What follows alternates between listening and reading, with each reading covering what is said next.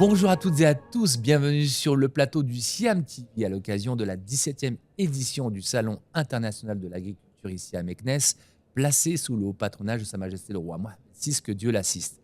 Nous sommes heureux de recevoir sur notre plateau Madame Patricia Lombard-Cussac, ambassadrice de l'Union européenne au Maroc. Bonjour.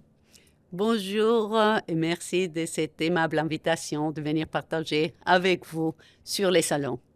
Bien effectivement, vous êtes là chaque année, hein, l'Union européenne est présente chaque année et très active justement dans ce domaine, dans ce secteur agricole, car on le sait, beaucoup de coopération entre l'Union européenne et le Maroc.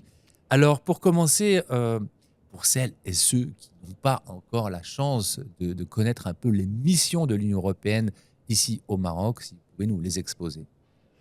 Alors, pour commencer, l'Union européenne, nous sommes 27 pays européens et que nous nous sommes rassemblés pour travailler d'une façon plus forte, coopérer, dialoguer pour avoir un poids plus important à l'intérieur de nos frontières. Nous sommes nés, l'Union européenne est née des centres de deux grandes guerres mondiales. Nous sommes nés comme un projet de paix pour laisser les guerres derrière. Et depuis là, on a beaucoup évolué et pour travailler ensemble donc, et partager des compétences et partager souveraineté ensemble pour faire face ensemble aux défis différents. Nous avons créé un marché unique entre les 27 États membres. Ça veut dire qu'il y a un produit agricole qui rentre aujourd'hui à travers une frontière européenne peut circuler librement dans les 27 pays. Nous avons créé aussi un espace pour la libre circulation des personnes. Et la même chose, une fois qu'on rentre sur les territoires et en particulier sur les pays Schengen, on a la liberté de circuler. Nous avons créé une monnaie commune, l'euro. On avait beaucoup de monnaies différentes. Aujourd'hui, on a une unité économique et monétaire aussi. Et la réalité s'impose. Aujourd'hui, nous sommes très penchés sur la sécurité et la défense. Malgré nos objectifs de ne pas voir la guerre se répéter en Europe, c'était la déclaration de Robert Schuman lors qu'on a imaginé ces projets européens. Et la guerre est de retour dans nos frontières. Et la Russie a attaqué unilatéralement et sans aucune raison l'Ukraine. Et aujourd'hui, nous sommes, les Européens, confrontés à devoir travailler beaucoup plus ensemble pour notre sécurité et la défense. Donc, une Union européenne qui a évolué au cours de toutes ces années, qui s'est étendue, qui a commencé avec 6 pays et qui aujourd'hui, on est 27. Et surtout, une Union européenne qui travaille très étroitement avec des pays tiers, et en particulier avec des partenaires stratégiques, comme c'est le cas du Maroc. Eh bien, effectivement, merci pour cette présentation. Et nous allons parler d'un sujet qui inspire la paix et qui inspire l'engouement de tous les participants de cette édition du Salon, le secteur agricole.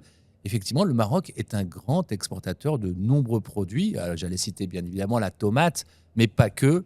Et plein de secteurs de coopération, notamment en matière d'innovation, entre autres. Alors justement, vous avez mis en place un espace très interactif qui est un peu nouveau par rapport aux éditions précédentes, si vous pouvez nous en parler. Alors, nous sommes fiers d'être de nouveau au SIAM et je profite pour féliciter tous les organisateurs. Chaque année, ces salons deviennent plus sophistiqués et certainement un rendez-vous incontournable pour parler de l'agriculture avec le Maroc, mais aussi avec l'Afrique.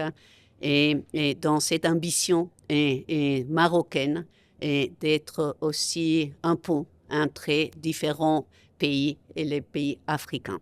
Donc, nous sommes très fiers, nous sommes des habitués, vous l'avez dit, pour beaucoup des années que nous sommes présents au SIAM.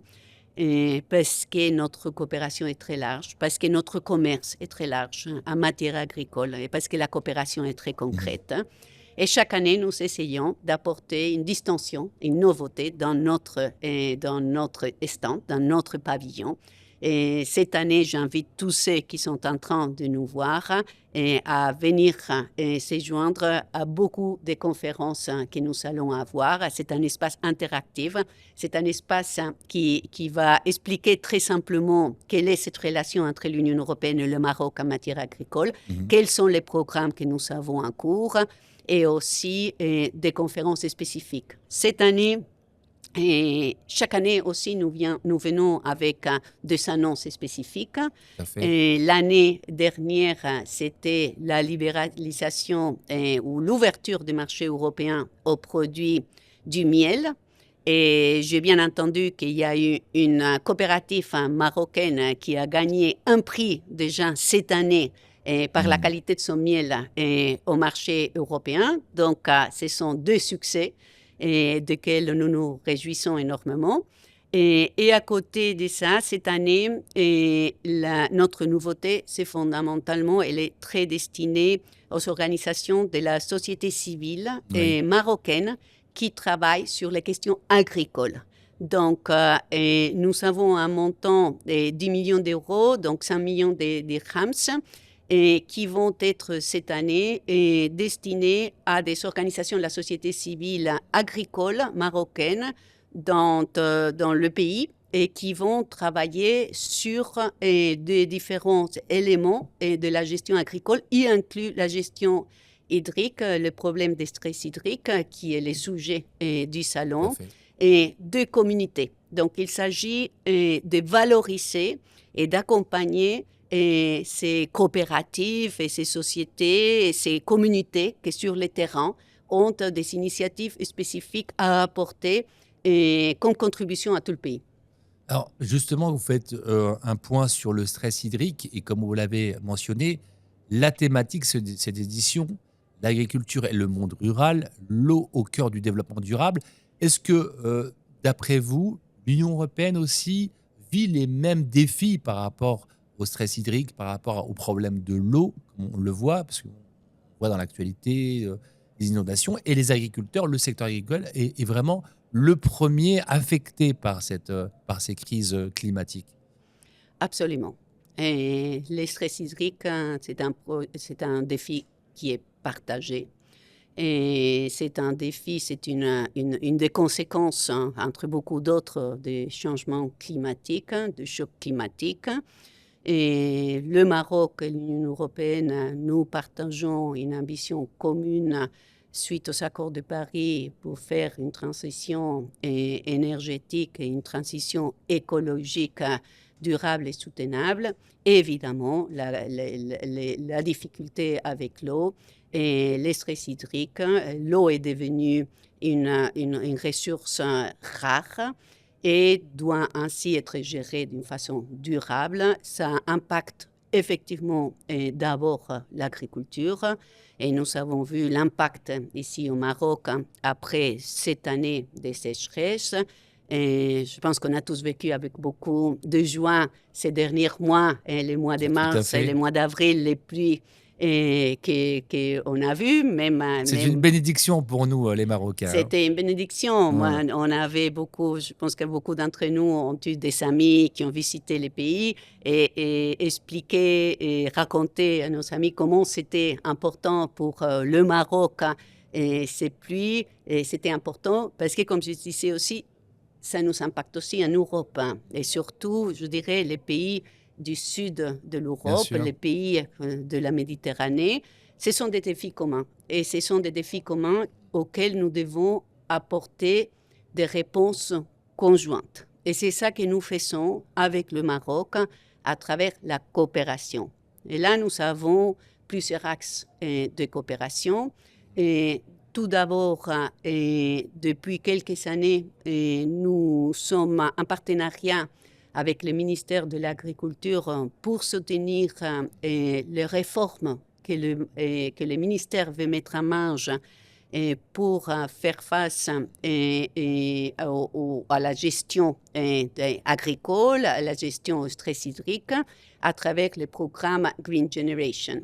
Tout à fait. Donc, à travers un programme Terre verte, l'Union européenne travaille avec le ministère pour accompagner les agriculteurs sur les terrains et à gagner plus de compétences et à innover pour faire face au choc de la gestion hydrique et au choc climatique. Ça, c'est un premier axe. Et il y a un deuxième axe de coopération qui est dans le contexte de la convention qui a été signée ce matin entre les ministères de l'agriculture et les ministres entre les deux ministres de l'agriculture et de l'eau et d'équipement. Et c'est un programme que nous avons lancé il y a quelques années entre l'Union européenne et la Banque européenne de reconstruction et développement, et qui a plusieurs objectifs, et en particulier pour la gestion des ressources d'eau souterraines, les nappes phréatiques. Alors, c'est un programme qui a à la fois touché les infrastructures, accompagné le développement des infrastructures pour l'irrigation, pour faire l'irrigation plus effective. Et d'un autre côté, il a accompagné directement les communautés pour une gestion des communautés de l'eau et pour éviter les conflits que quelquefois la gestion de l'eau peut amener. Donc, comme je dis, infrastructure et gestion de l'eau par les communautés. Troisième axe de la coopération est fondamental, c'est l'innovation, c'est la recherche et le développement. Et là, nous travaillons à travers différents programmes européens, PRIMA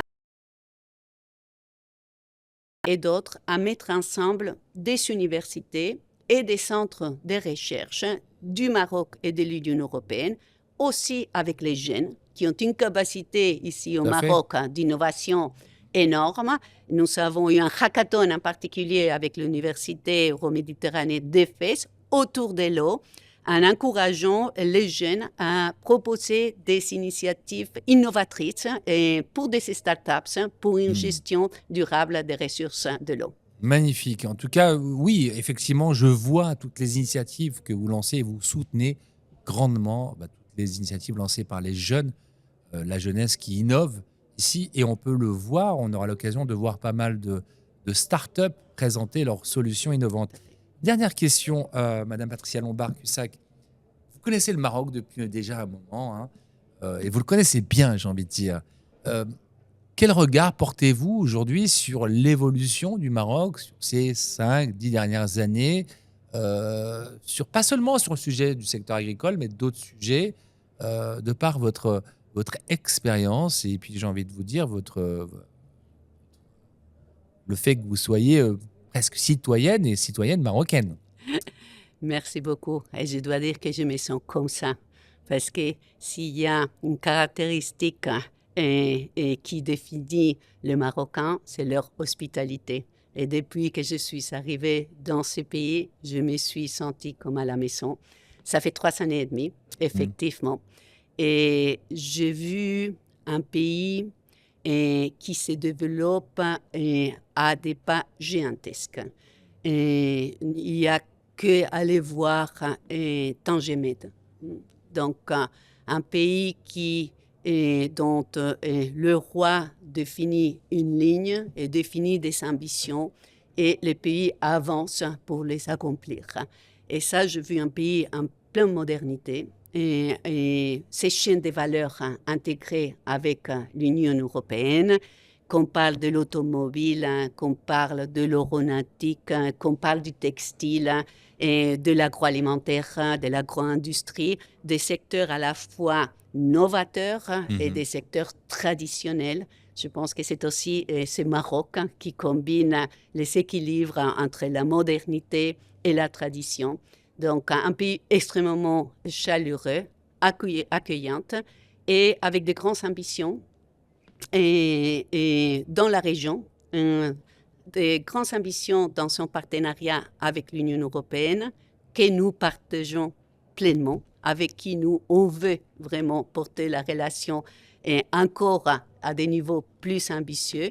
Un pays qui a beaucoup à apporter, à la fois dans cette relation avec l'Europe, mais dans la région Méditerranée, toujours, toujours constructif, toujours propositif dans l'espace euro-méditerranéen, et un pays qui se positionne de plus en plus fort aussi sur l'espace africain, avec les initiatives royales que nous avons vues.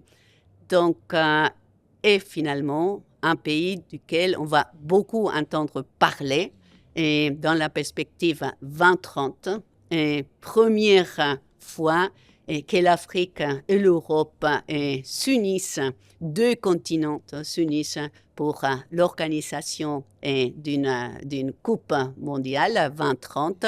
On verra d'abord la Coupe africaine cette année, et j'ai hâte de voir en particulier la coupe africaine féminine, que je Ah pense oui, qu'il c'est va un arriver sujet qui vous le intéresse mois pleinement, de oui. juillet, exactement. Donc, on commencera par ça. Je ne serai plus dans ces pays en tant qu'ambassadrice en 2030, malgré moi, mais c'est la réalité de notre travail.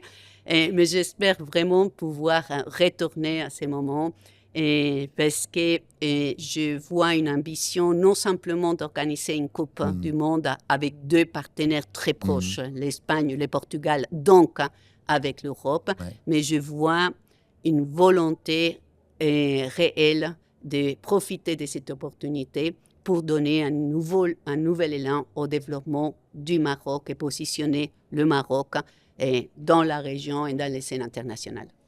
Eh bien, merci beaucoup, Madame Patricia Lombard-Cussac, donc justement ambassadrice de l'Union européenne au Maroc, qui manifestement témoigne de son enthousiasme à être ici, vivre avec le peuple marocain. Merci beaucoup et on est fiers justement de votre participation encore à cette 17e édition. Et voilà, le rappel est lancé. N'hésitez pas à aller découvrir l'espace de l'Union européenne au Maroc dans le pôle international du Salon. Et merci. Merci beaucoup.